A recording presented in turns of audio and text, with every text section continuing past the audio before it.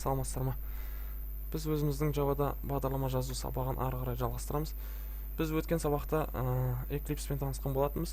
Ал бұл сабақта, бүгінгі сабақта біз экранға шығарамыз. Яғни экранға шығару бағдарламасымен танысамыз.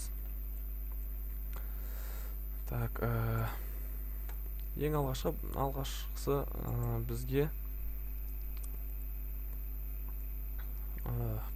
жаңа проект жазу. Және ол проектке ат береміз. Мысалы,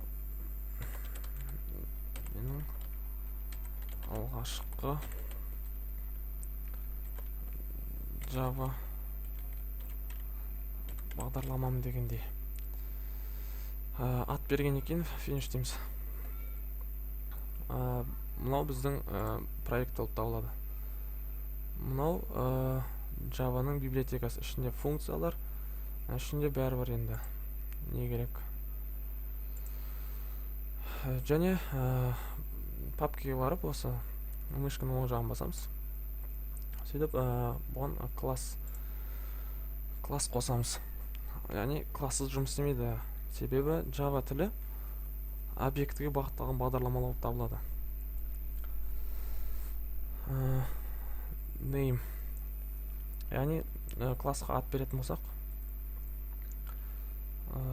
кез келген ат берсеңіздер болады, өздеріңізге ыңғайлы. Мен мысалы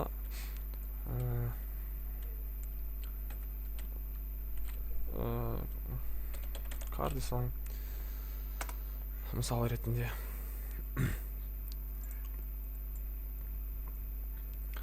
Мынау біздің класс болып табылады. Ал мынау класстың аты car деп аталады. Енді кез келген бір сөзді экранға шығарайық. Яғни бүгінгі сабақтың өзі Java-дағы экранға шығару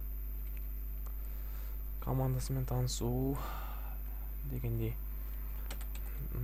Public static void main string args. Міне, біздің ендігі жазылатын бағдарламамыздың барлығы осының ішінде жазылады. Яғни main деген главный деген сөз. Главный конструктор және соның ішіндегілері деген сөз. Мен айтып жатқан дұрыс емес шығар, бірақ мақұл. Экранға шығару үшін біз мына команданы қолданамыз, яғни system.out.println.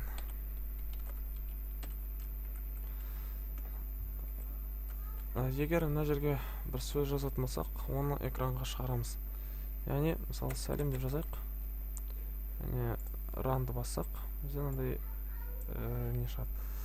Save and launch. Яғни, сохранить етеді, одан кейін барып жібереді. Запуск жасайды. Окей дейміз. Астында консольда сәлем деген экранға шығады. Бүгінгі сабаққа осы. Тыңдағандарыңызға рахмет. Жақсы.